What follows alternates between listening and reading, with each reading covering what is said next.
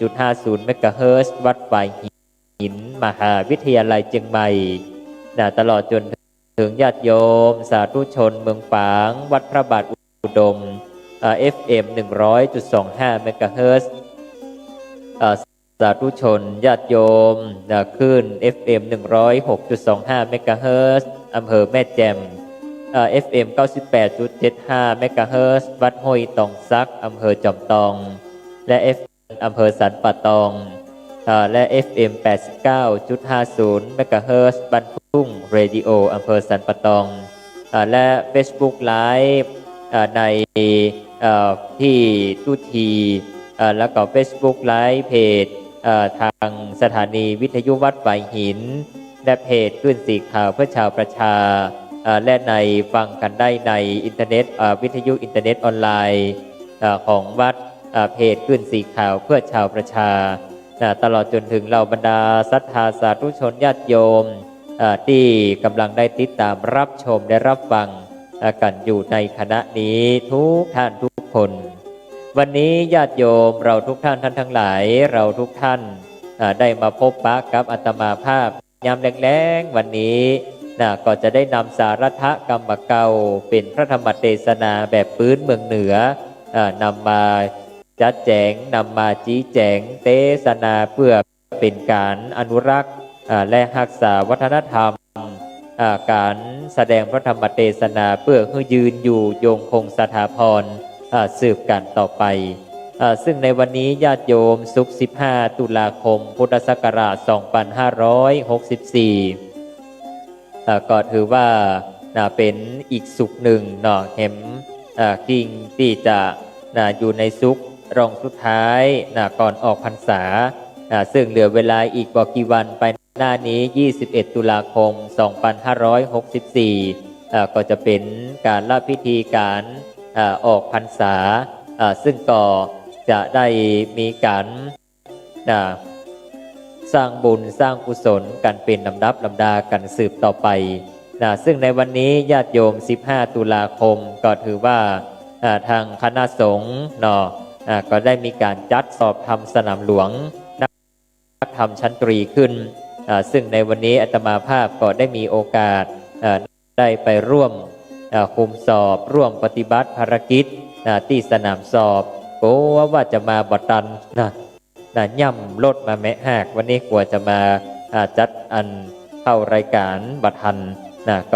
แต่ก็ด้วยความที่ว่าวันนี้ทุกอย่างเป็นไปด้วยความสะดวกดำเนินไปด้วยความเป็นระเบียบเรียบร้อยก็เลยจึงได้มาจัดตรงตามเวลาในวันนี้วันนี้ญาติโยมที่ติดตามรับชมอยู่ในไลฟ์สดสั่นกันอยู่ในคณะนี้ก็อาจจะตกใจแปลกๆวันไหนทำไมแต่งตัวเรียบร้อยจังเพราะว่าไปคุมสอบนักธรรมชั้นตรีมาก็ยังไม่ได้ถอดผ้าซักอย่างโลนเข้ามาจัดรายการวิทยุเนี่ยก่อนกลัวว่าศรัทธาญาติโยมติดตามรับชมและรับฟังกันอยู่ในคณะนี้จะไม่ได้รับฟังกันเพราะว่าพระอภัยมณีช่วงนี้กำลังอยู่ในรถบรรยากาศอันหอมอันหวานเช่นเดียวกันและในวันนี้ญาติโยมทุกท่านการสอบธรรมสนามหลวงในวันนี้ก็ดำเนินไปทั่วประเทศไทยสำหรับการสอบวัดระดับความรู้นักธรรมชั้นตรีซึ่งใน1 ปีก็จะมีการสอบเพื่อเป็นการวัดระดับความรู้ภูมิธรรมอยู่1 ครั้งแต่ละสนามสอบอย่างเช่นเดียวกันญาติโยมเราทุกท่านสนามสอบที่อาตมาภาพได้ไปปฏิบัติภารกิจอยู่ก็ห่างจากวัดนี้ไปประมาณ20 กว่ากิโลก็ไกลพอสมควรก็คุณญาติโยมทุกท่านก็ได้ขออภัยก็ได้เดินทางมาถึงอย่างทันท่วงทีเช่นเดียวกันวันนี้ญาติโยมสาธุชนเราทุกท่านขอทักทายมายังแฟนเพจช่วงรายการที่ได้ติดตามรับชมและรับฟังเข้ามาในครั้งนี้1 กำลังใจเมตตากดไลค์กดแชร์กันโดยศรัทธาญาติโยมเราทุกท่านเพราะว่าจะเป็นครูบาอาจารย์ บอกว่าจะเป็นเราครูบาอาจารย์ที่ได้ติดตามรับชมและรับฟังกันอยู่ในคณะนี้เอิ้นไทยไปยังสถานญาติโยมในเขตจังหวัดพะเยาในเขตที่ติดตามรับชมและรับฟังการไลฟ์สดอยู่ในคณะนี้บอกว่าจะเป็นตั้นคุณโยมอัมจากมพะเยาก็ฟังอยู่ท่านพระอาจารย์พระสมุพันธวัฒน์โชติรวิวงศ์อำเภอรองเมืองแปร่โยมไอ้หนานกำข้าวไอ้บ่าวกำเครือเจริญพรเนอร์แล้วกันโยมแม่จากจังหวัดระยองชลบุรีระยองจำว่าได้ก็สามารถรับฟังอยู่ในเมตตาบารมีธรรมท่านเจ้าพระครูบาธนภูมิธนภูมิปัญโยพิโคกำลังได้ติดตามรับชมและรับฟังกันอยู่ในคณะนี้ซึ่งในคราวครั้งนี้เนี่ยสถานญาติโยมเราทุกท่านทั้งหลายใกล้ออกวาสาแล้วประเพณีการทอดถวายทานกฐินทานสามัคคีก็จะได้มีขึ้นเริ่มขึ้นเรื่อยๆแต่ละท่านละคนโอ้กราบไหว้สาท่านเจ้าพระครูปลัด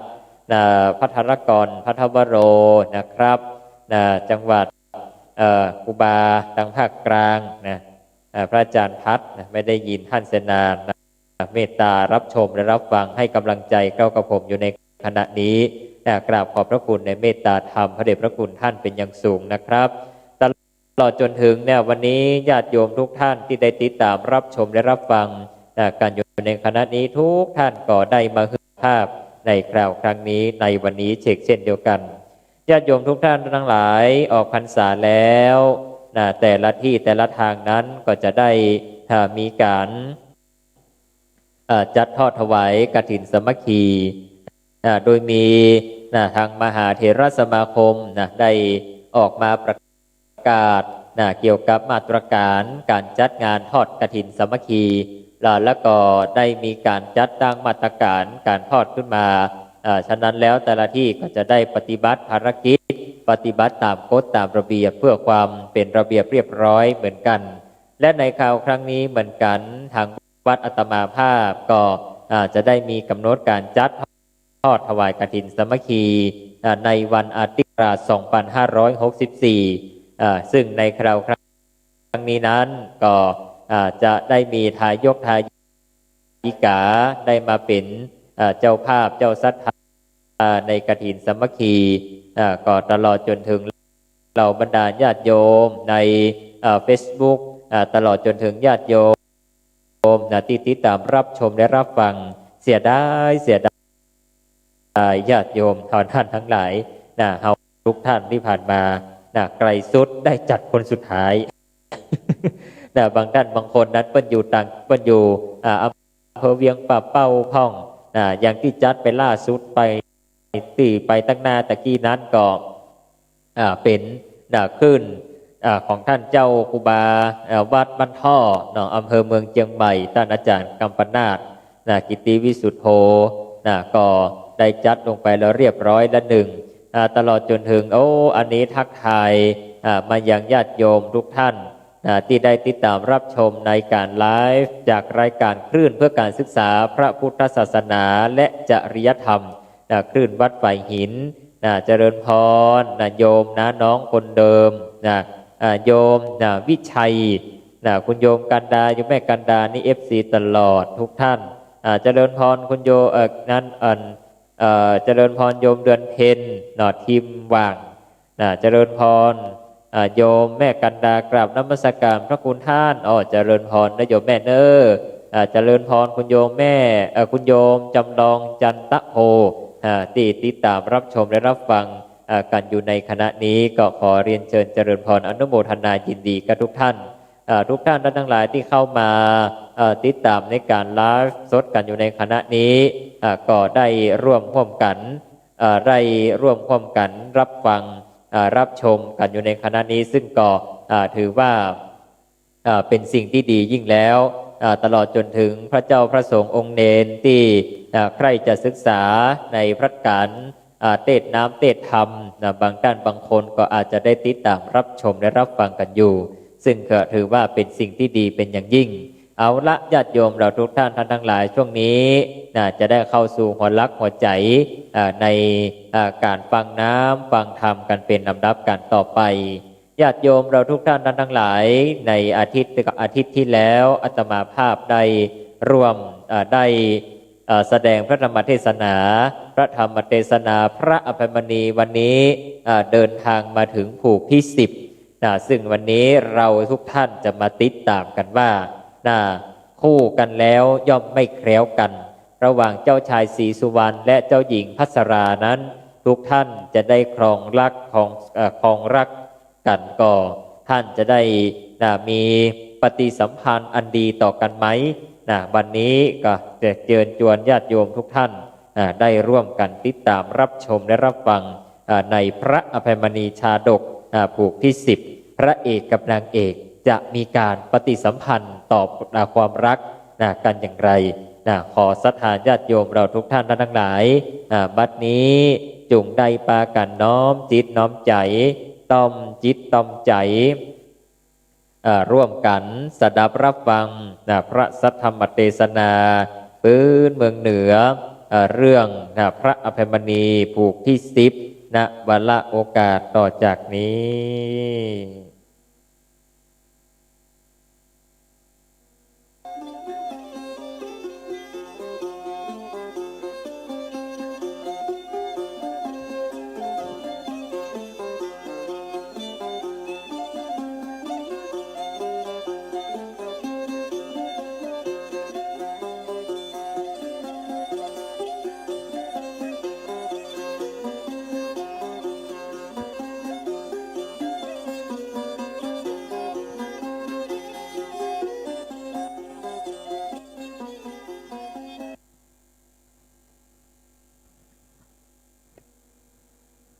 นะโม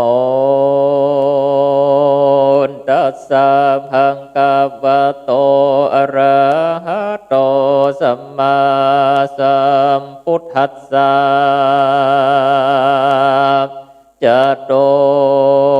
กัญญาปัสสะทังกัตถาภวะเตโปเตสัตโตดุราสัพปุริสาทั้งหลายในเมื่อนางทั้งหลายสี่คนมารอทาสัตว์แล้วก็ไข่เกเรญาอาการแก่นางอาสาลาหือหูแล้วก็เอายางนำข้าวสารตั้งหลายและแว่นธรรมรงทไหวหือแก่นางอาสราแล้วกำว่าต้องหากล่าวไว้โดยกำว่าดังนี้อะหังอันว่าโกเปเนเบเจิงว่าสีสุวรรณหากเป็นลูกมหากษัตริย์คัตเตญราชเจ้าผู้หนึ่งตนเดียวจรเดินมาในที่ดินและก็เหตุอาศัยซึ่งนางสิ่งเดียว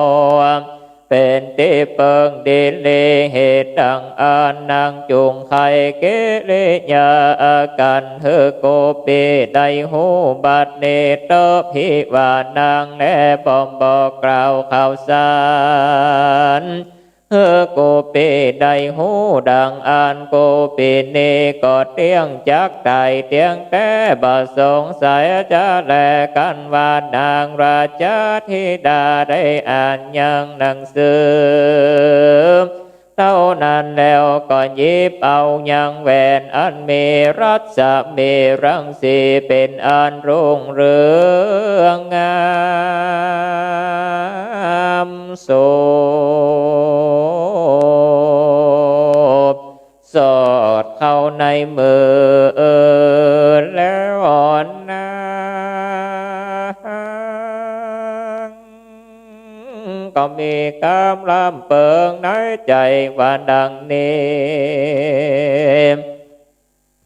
แว่นธรรมลงโลกนี้กูหากจักเอาไว้ยุบถือเตือแป้งแม่นว่าบิคาอันนั่งหลายเต่าใดก็เดกูนางหากจักหือ จักซื้อเอาหือใดจัดและอัฏฐาในกาลนั้นส่วนปีเลี้ยงนางทั้งสี่ก็เล่าโลมนางอักษราด้วยกำว่าดุราน้องหากแก่พี่เฮยเจ้าจงโอ้ใจดีแล้วแต่งยังหนังสื่อสารฮือโพธิสัตว์ยาวได้หูเจอดังจักหูมานี้ด้วยกรรมว่าส่วนบาโลมาโพธิสัตว์ยาวอันนาก็หากเปิงใจใครใดยังพื้นสะใบอันเจ้าหากโหมไปส่วนตีนั้นแลว่าอ่านแล้วนางก็กาศาลาอันจักต่อปรามวันข่าวสารอันนานเงือจอบใจแก่โพธิสัตว์เจ้าแล้วก็เอายังพื้นแผ่นทาสะใบจีบตบแล้วอันจากใจยังปีแห่งตนนะตั้งสี่นางก็กล่าวว่าตาดูกะลาปีเป็นเจ้าเฮยเจ้าต่างลายจักเอาป้าวาดข่าวสารอันกูนางหากใจเนฮือแก่บาโลมมาโปเตสะเจ้าเหล่าเตอภิกะเวดุราภิกขุต่างลายส่วนนางอัสสาลาลาจาธิดาก็ใจยังข่าวสารอันกวนละเมาเอาใจเฮอแก่ปีแห่งตนไปท้าไหวแก่บาโลมมาโปเตสัตว์เจ้าอันอยู่เฝ้าสวนดอกไม้อุทานญาณหันแลอาทาในกาลนานนางตั้งหลายสี่คนหับเอาอย่างปาวาดข่าวสารแก่นางอัสสาลาแล้วอันมีตาสาตาสีหากเป็นปาลิวานก็ออกจากภาษาทหงหลวงแล้วสะพ่อนาสู่ส่วนอุทานยานไปกับมีหันแลบอกเมินนานเต้าใดก็ไปรอจอดเถิงยังส่วนอุทานยานดอกไม้หันแลกันว่ามาหลอดแล้วก็เล่าเกลิญากันฮือแก่บาลอมมาโปติสัตว์เจ้าฮือหูจุภาการหันแลอัฏฐะเนือนนาม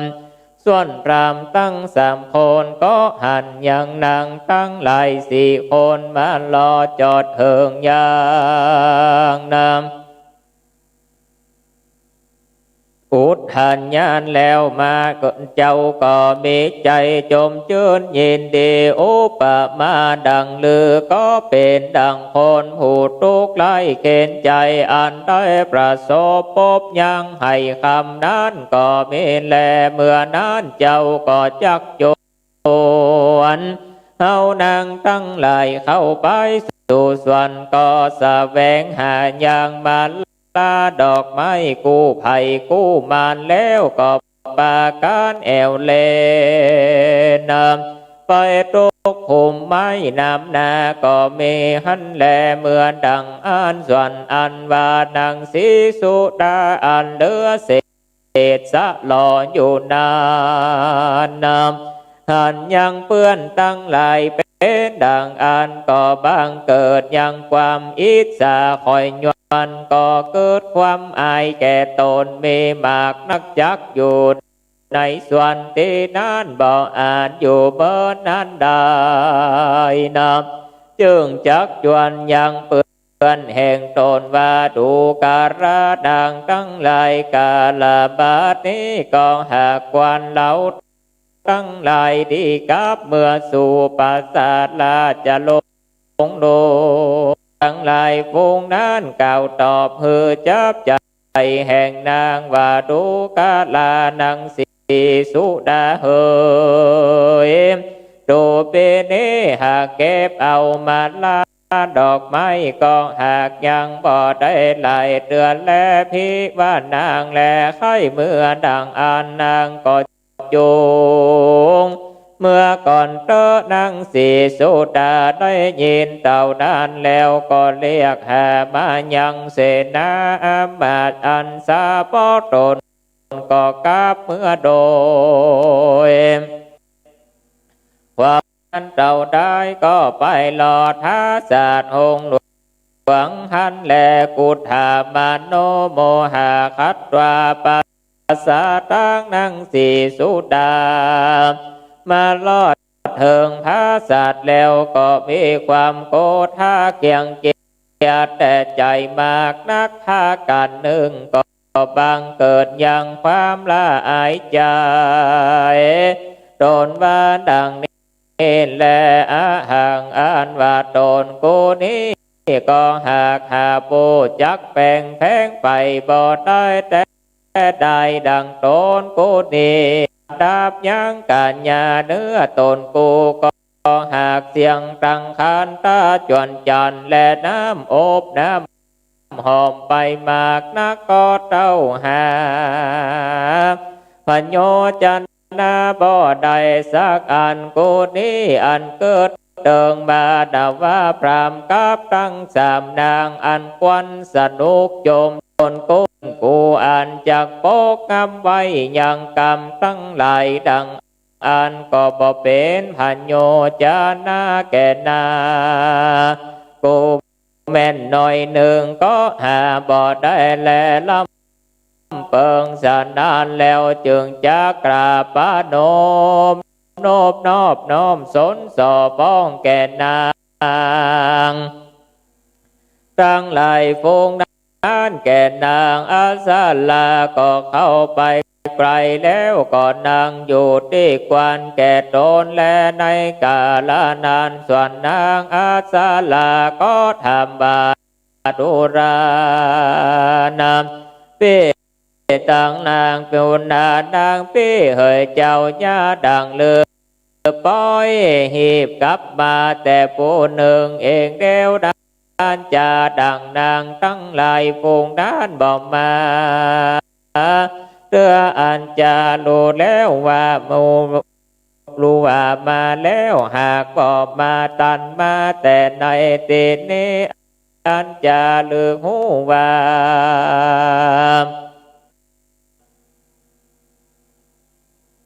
ไปถูกต้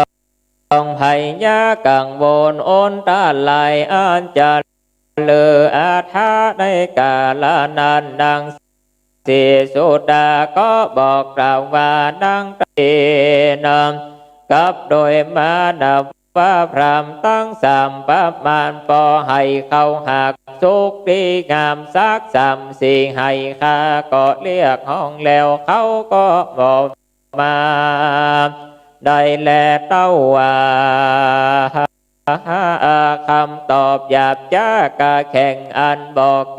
เก่งกว่าตอบแม่สักอันเขาเต้าอืดอ่อนกับโดยมานาว่าภาพโดยถอยกำอันใหญ่อันน้อยหลายประการต่างๆและต่างสุดได้ฟังดังอันก็ล้ำเปิงว่าลอยจักมีเตียงแต่บ่สงใส่จะแลพิวานางแลจักเอาโตดนำยังแห่งเขาดังอันก็หาเป็นคนใจแห่งกูแลอาทาในกาลนั้นส่วนนั่งตั้งสามคนก็มารอดเถิงนำภาษาแล้วก็มอบกาสาลามีโกธาเครื่องเกียรติดังนำเขาก็เกิดในใจว่าพิวานางหากกล่าวด้วยประการสันใดดังอันก็จักเอาเจ้าพรามน้อยเกินแก้ไขยังนางฮึหายยังโกตาเกิงเกียรติอย่างนั้นแลการว่านางตั้งสามรำเปิงสนานแล้วก็เจียนจากันว่าดูราเจ้าเฮาต่างหลายเฮยอ่านป่าเจ้าพรามน้อยตนนานหากเจียนจาลืมรู้ไว้แล้วอันเป็นกับใดนางอาสาลานองหาแก่ปีหาบังหาจองอันจักมาบอดได้ก็เมและตั้งสุดว่าจะนางประโม ทาติอากุธาโตมานาอัสสะนังอัสสะราร้อยฟังอย่างปีแห่งตนเจนน่าจะดังอันก็มีความเกิงเกียจและโกธาหากหายไปแล้วก็หากอยู่หันและสิสุดาติสวาส่วนนางสิสุดาหันยังนางอัสสะละอันบ่ปากบ่จาสันนั้นก็ดูรานางน้องหาแก่ปีเฮยแต่และตั้งสู่นางตั้งหลายแม่นมีโตสาอันใหญ่อันหลวงหากมาปอกปานดังอันสู้กับป้อยโพดกันไว้ดีเลบาดเนก็ไปเถิงส่วนดอกไม้ป้อยได้กะตามาญาลื่นโลนกับโดยมานาวาพรามดังอันโสนางก็หากบอกเกียรติบอกฟ้องฮือแก่กันและตาทาในกาลนานส่วนนางสามโอนเกิดว่านางอุบลและนางจงคนได้ดังปับผาได้ยินว่าจะอันแสบเนื้อห้อนใจอันเกิดมีในต้นดังอานก็ช่วยกันเทียงว่าตาตาดูกาลานางผู้ดีล้ำเลิศผาเสดิดบาไล่เดอย่างใดก็ตามใจหมู่ข้าตั้งหลายเตอเจ้าอันจักเป็นคนดีมีชื่อก็จุงอยู่จากอยู่ปอตนนั้นเตอนี้เตออาทาในกาละนั้นส่วนนางสีสุดาเมนาตาอันแดงมากนักก็เก่าแผดล่องโดยสาธาสำเนียงเสียงอันก้าแข่งมากนักแล้วเก่าโดยกำบาหะเรดูกันลานังพูดหอยลายอันจางาหักใจเจ้าแห่งตนสู้กะตำนอกใจน้องหักแห่งกูป้อยบ่เก่งขามนำและกว่าต่อลาจะกำยังได้ดังลือป้อยมาลมและช่วยกันเพียงยังกูผู้เดียวอันหาตีเปิงบอดใดมิกาวาสูนางจะกะตามเฮกูใดกาเป็นโตแถมอันจะเลือปานดังตนตัวแห่งกูก็อาจหูหันยามสู่อยู่เสียสู่ญาดังเลือป้อยมาเบียนต้นว่าตัวดีว่างามหากความตีเตียนบอดได้อันก็ลางเป็นโทษแก่เมืองนางจะแต่อาถาในกาลนานส่วนนางอัสสาลาได้ยินอย่างเป็นเลี้ยงแห่งตนสู่เจ้าอันว่าใดพิดกันว่าดูกาลาพิดกันว่าดูกาลานางตั้งสี่คนสู้นางยาได้เก่าแลพิษเทียงกันในห้องหลวงพาดาสาเตเนตพิวามสู่ไข่พิษเทียงกันซึ่งการดังอันจุงออกไปสู่ยังกังหนต่างหลวงแล้วพิษเทียงกันในตีนันเตอต่างสุดวาจะโตเสถากาในกาลานานนางตั้งหลายสี่คนได้ยินอย่างน้องแห่งตนหากเก่าดังอันเขาก็บ่ปากดันเจนจาโดยถ้อยคำอันใดสักอันเต้าดักอยู่บ่ปากหันแลส่วนนางสีสุดาก็มีความต่ำก้อยน้อยใจมากนักมีน้ำตาหักลายนะ ลงบ่อขาดใส่ด้วยลำเปิงในใจว่าตั้งแหลกแต่การอันนี้ไปนาแม่นว่าเมโปกาลาผู้ใดจักกาตามกรรมอันเป็นบาปเป็นโทษโดยภาการอันใดก็ได้แม่นอยู่เต้ไก่หิมหูและตากูก็บอกว่าจักบ่จักเก่าหือนางใดหูแต้มสามปอสองและภาการเนิมตั้งแหลกนี้ไปนากูจักลาบตาบต่อเต้าแห่งเสียงชีวิตแห่งกูจุงมีเตว่าอ่านวันนั้นแลตามัดทางปากกาเส้นโตสัทธาสัพพัญโญพุทธเจ้าตนเป็นปิ่นเงาแก่โลกาจักสำแดงอย่างอาถาบาเลไปหลังอันนั้นมาฮือแจงกฎเทศนาเป็นกาถาวาจตุเศรษฐาวิวัฏฐามอัสสลากุธามโนมานัสสาเวเวทาปัสสะทังมักกะเหตินาเวเวทาอาหาจตุเศรษฐาตุมหินาโวจเตโดกาลาภิกขุทั้งหลายนำตนทะลงศีลและกุลอันพานาเสดลำเลิศด้วยปัญญาในเมื่อปีเลี้ยงนางทั้งหลายสี่คนนำหากเพศเพียงเสื่องการไปมาด้วยศรัทธาสำเนียงเสียงอันแห่งก็มีกองเต็มภาษาราชหงส์หลวง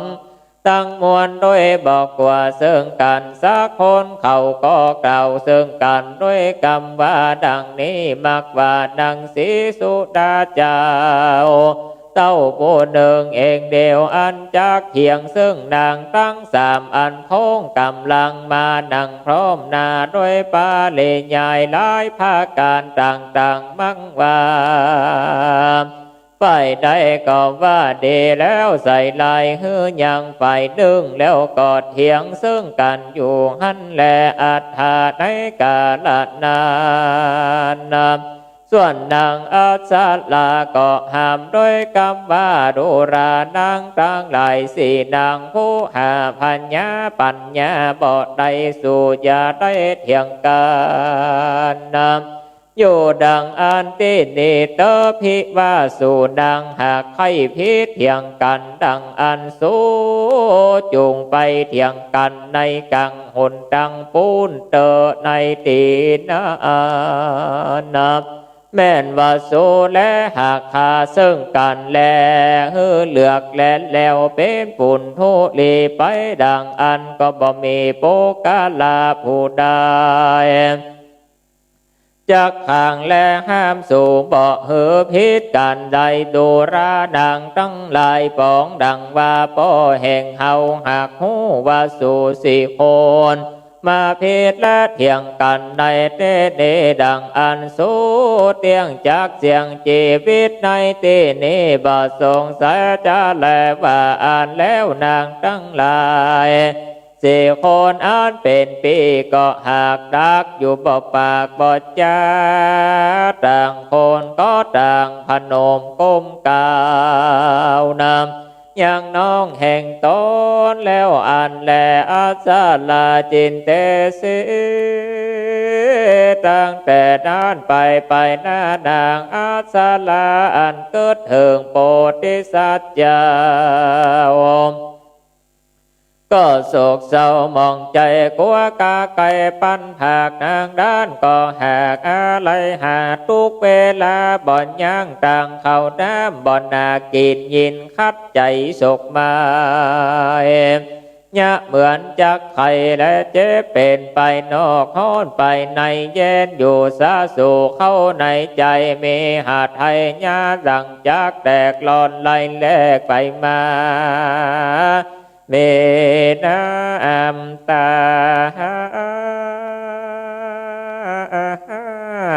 ลายอาบนาเหตุกลัวได้พราก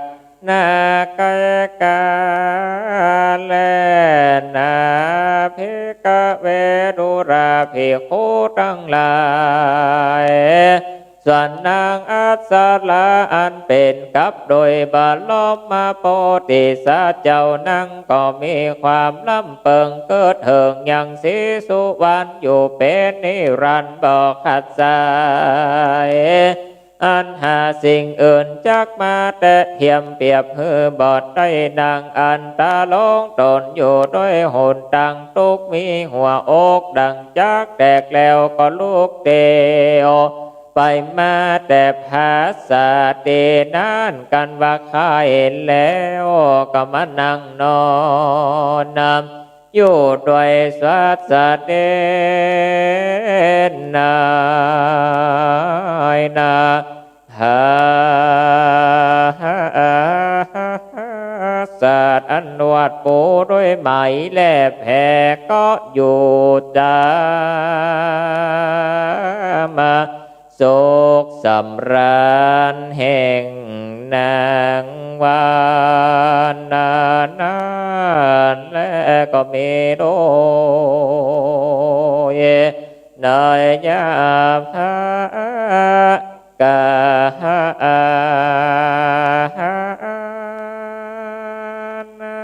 ดังเก่ามันเนละนาเนติตังขิญญาสังวันนาวินาเสจาห้องเหตุยังพระอภัยสิสุวรรณผูกทวนสิบก็บังกมสมเลเสร็จแล้วตอนนี้ก่อนแล้ว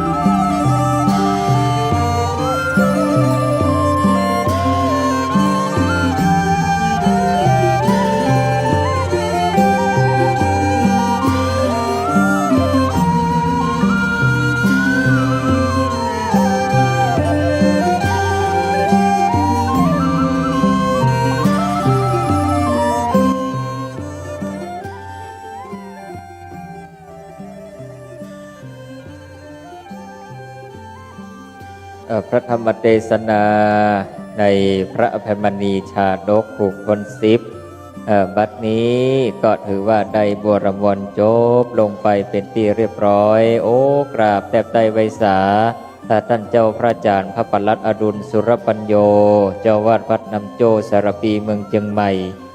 ที่ความเคารพอย่างสูงเมตตาท่านเจ้าพระครูได้สดับรับฟังพระธรรมเทศนาพระอภัยมณีจาดกจับยามพอดีกราบไวสาท่านเจ้าพระอาจารย์ด้วยความเคารพอย่างสูงนะครับผมท่านเจ้าตอนนี้วัดน้ำโจก็กำลังได้ก่อสร้างกำแพงน่าจะใกล้บูรมวลเสร็จแล้วซึ่งตมาภาพก็จะได้ไปห้อมกินห้อมตาลแปลงกำแพงกระเปิ่นต่อไปท่านเจ้าอาจารย์นะครับบัดนี้ศรัทธาญาติโยมท่านทั้งหลายที่ได้รับฟังกันในวันนี้พระอภัยมณีจาดกผูกทวนที่10โอ้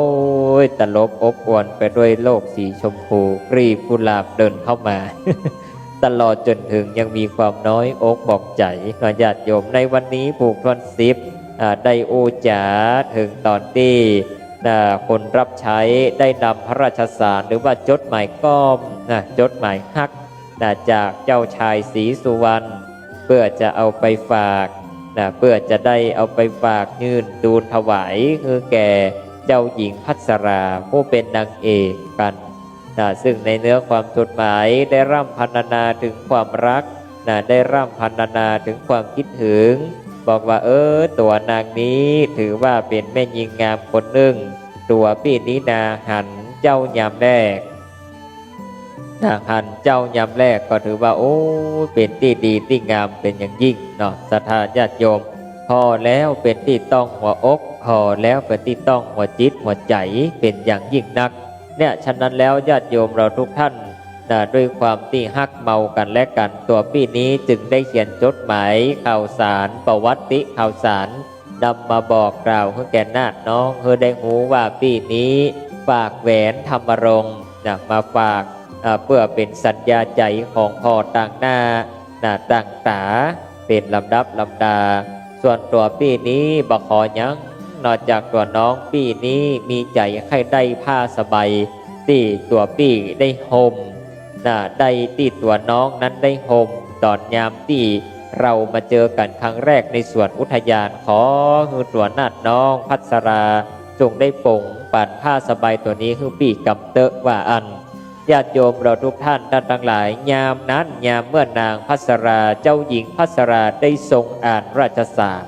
ที่เจ้าชายศรีสุวรรณได้ส่งมาคือปุ๊บนี่ญาติโยมเราทุกท่านก็จึงนางนี้ก็มีความดีอกดีใจยิ้มยะโลกสีชมพูว่าอันไปก็จึงได้ปากันนางก็จึงได้ต่อห้องเอายังคาทาสหับใจเขียนจดหมายตอบเมื่อกับเจ้าชายศรีสุวรรณ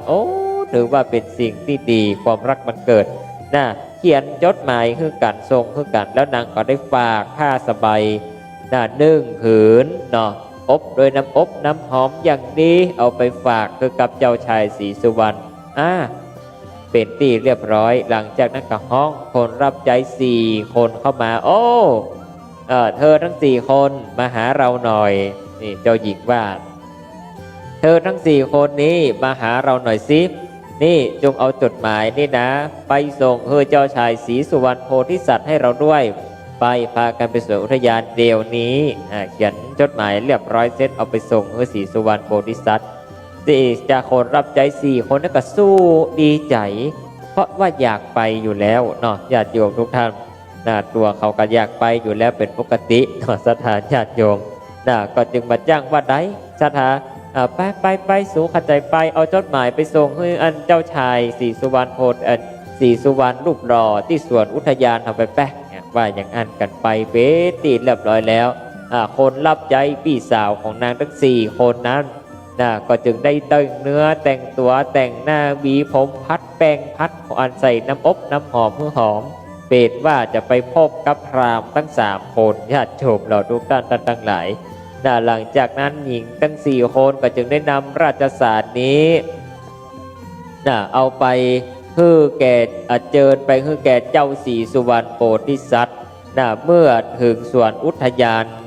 หลังจากที่เจ้าศรีสุวรรณโพธิสัตว์หันยังเจ้าหญิงหรือว่าหันนางปี้คนใจของเจ้าหญิงพัสราตั้ง4 คนเข้ามาถึงเจ้าชายศรีสุวรรณก็มีความดีอกดีใจเป็นอย่างยิ่งบางคนหมู่พราหมณ์ทั้ง4 คนหันหญิงมานั้นก็ดีอกดีใจแต่เราก็จับไปคนกู้พราหมณ์วิเชียรโมราสานนท์ก็จับไปคนละกู้เนี่ยสถานญาติโยมหลังจากนั้นแล้วเนี่ยก็จึงได้ค้างกับนางศรีสุดาคนเดียวนางศรีสุดาหันอย่างอันโอ้ยกูก็แต่งตัวจัดดีจัดงามแป่งหน้ามุย แป่งหน้ามุยเสียวสถานญาติโยมเราทุกท่านก็บัดจังว่าได้ก็จึงได้ปากันแป่งหน้ามุยโอ้ยบอกหูจักปีกจักปอกสักเตื้อบอกหูจะเนี่ยอย่างใดว่าอันโอ้ยนอกูนี่เกิดมาชาตินี้ลูกไร้เข็นใจกู้อิงกู้แอบกู้ซ้อนกับบ่มีบัดจังว่าใดสักกรรมก็จึงได้ปากันเดวปีกกูบัดท่ามาละ3 คนนี้ถ้าจะแรงกู1เข้าได้สัก3 ไห4 ไหพุเจนจะปิกเพราะว่านางศรีสุดานี้เกียรติพ่อบ่มีกู้ บ่มีกู้ซ้อนกู้กู้คุยว่าอันญาติโยมเราทุกท่านทั้งหลาย ฉะนั้นแล้วหลังจากนั้นเนี่ยศรีสุดาก็รอแล้วรออีกรอแล้วรอเล่าจนพอสมควรแก่เวลาศรีสุดาก็จึงได้เกียรติแปลงหน้ามุยเดินมาตุ้มต่ำเข้ามาสู่ในผาศาสตร์หงหลวงศรีสุดาเข้าไปกราบองค์หญิงเจ้าหญิงหันอย่างนั้นก็จึงได้ถามว่าศรีสุดาเธอเป็นหยังทำไมเธอถึงต้องแปลงหน้ามุยอย่างนี้ทำไมเธอถึงต้องทำหน้าโขดกิ้วโจนกันอย่างนี้มันไม่งามนะมันไม่ใช่ที่เจ้าหญิงพระสลาว่าอย่างนั้นมันไม่ใช่ที่เลยนะเธอว่าหลังจากนั้นญาติโยมทุกท่านทั้งหลายเจ้าหญิงเจ้าศรีสุดาเนี่ยคนปีผู้ดูแลของเจ้าหญิงก็บอกว่าโอ้ท่านเจ้าหญิงข้าเจ้านี่ปิกมาหอมังเฮือนคนเดียวนี่ปิกมาโฮงภาษานี้นะเป็นว่าเราค้าถ้าปี่สาวคนทับใจของต้านเนี่ย3 คนบางต้านบางคนนั้นโอ้ยกำลังประจังว่าใดกำลังพรอดกำลังเกี่ยวภารสีกันบางต้านบางคนว่าโอ้ยนางตั้งหลายฝูงนั้นนะเขากันเกี่ยวภารสีซึ่งกันและกันกับหมู่พราหมณ์ทั้ง3 คนกันอยู่ในคณะนั้นต้านเจ้าหญิงส่วนข้าเจ้านี่ห้องแล้วก็ตึงบ่ปิกบ่ปอกมาอย่างอันเป็นต้นศรัทธาญาติโยมเราทุกท่านหลังจากนั้นเนี่ยญาติโยมเราทุกท่านทั้งหลายเจ้าหญิงพัสราได้ยินกรรมอย่างอันก็เกิดว่าสิ่งที่ศรีสุดาว่านี่ถ้าจะมีเตี้ยงแต่ประสงสัยว่าว่าอันไปเอาละเดี๋ยวขอ3 คนนี่มันลุกมาเข้ามาในวังก่อนกูจะลงโทษมันสักกรรมหลังจากนั้น3 คนนั้นรอจัดเมินเหมือนกันสักกรรมกัน3 คนนั้นมันลอดมาเถิงภาษาทแล้วบางคนก็ยังการเข้ามาเฝ้ายังเจ้าหญิงอัสราโอ้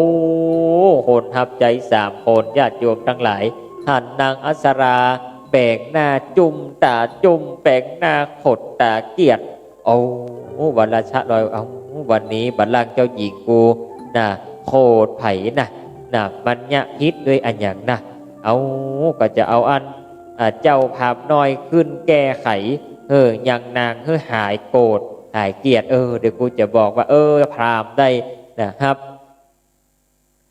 กันแล้วหลังจากนั้นเนี่ยบัดจังว่าใดพราหมณ์ทั้ง3 คนนั้นกันไปกันมาขอน้องเฮาเนี่ยจุงได้ปากัน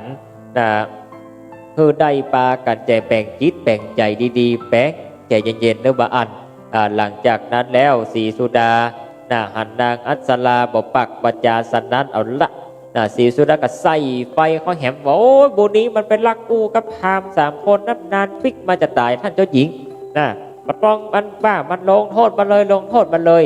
หลังจากนั้นความรักบางตาญาติโยมทุกท่าน3 รุม 1เที่ยงกันละ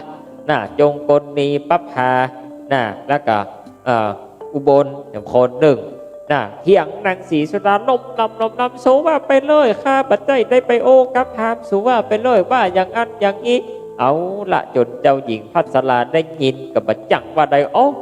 สูเขาทั้งหลายนี้ยังมาพิษหัวกันในภาษาหงหลวงถ้าสูเขาจะมาพิษหัวกันในที่นี้ปุ้นไปกันกลางควางต้องเวียงต้องถนนปุ้นสุบัตรมามาจ่าบัตรมาเถียงกันในถนนในห้องพะโลงบ้านข้าเมืองข้านี่